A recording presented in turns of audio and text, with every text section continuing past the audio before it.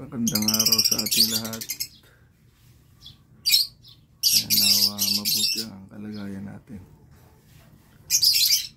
sa tulong ng Diyos at biyaya ng Diyos. Kaya sarap nilang pakinggan, no?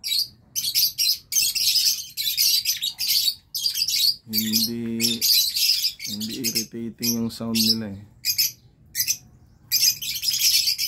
Tapos yung kulay nila ang gaganda, kaya pleasing naman sa paningin. Maganda silang alagaan. Okay, let's try to sing. Try natin i-sing. Ayan sila. Okay.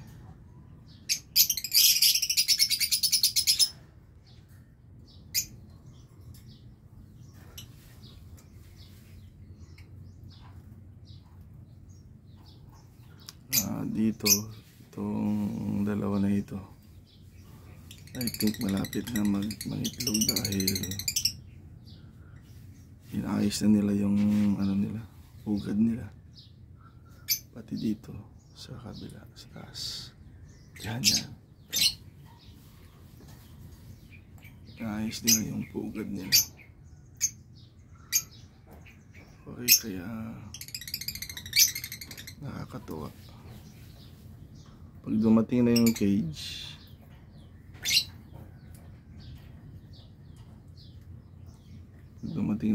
natin, papatong natin dito sa ibabaw. Ihihiwalay ko itong dalawa. Ayan.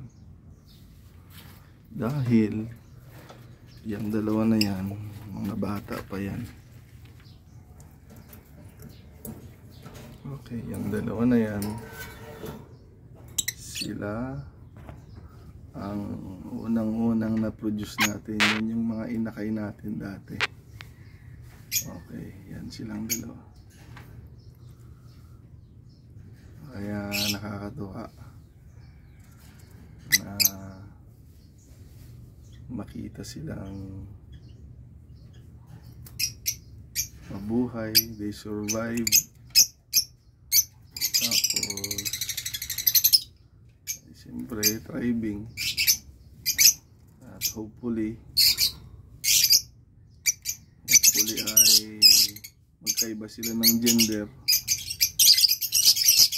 dahil kapag pareho silang babae ay po-provide tayo ng dalawang lalaki, at kung dalawa silang lalaki magpo-provide tayo ng dalawang babae. Kaya sana ay opposite gender sila. Okay, kaya yan. Katuwa lang na mayroon tayong napoproduce na buhay sa kanila. Kaya maganda talagang balita pag productive. Sana sa lahat ng aspeto ng buhay natin tayo ay maging productive. Nakakatuwa. Kaya kagalakan natin na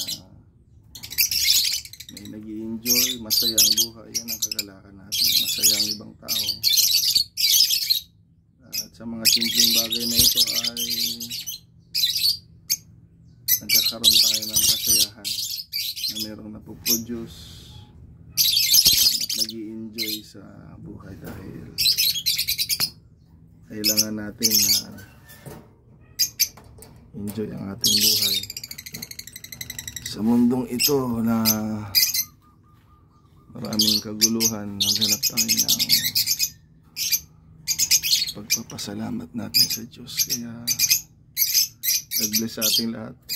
Enjoy natin ang ating pamilya, ang ating buhay, ang mga alaga natin, at higit sa lahat ang biyaya ng Diyos sa buhay natin. God bless everyone.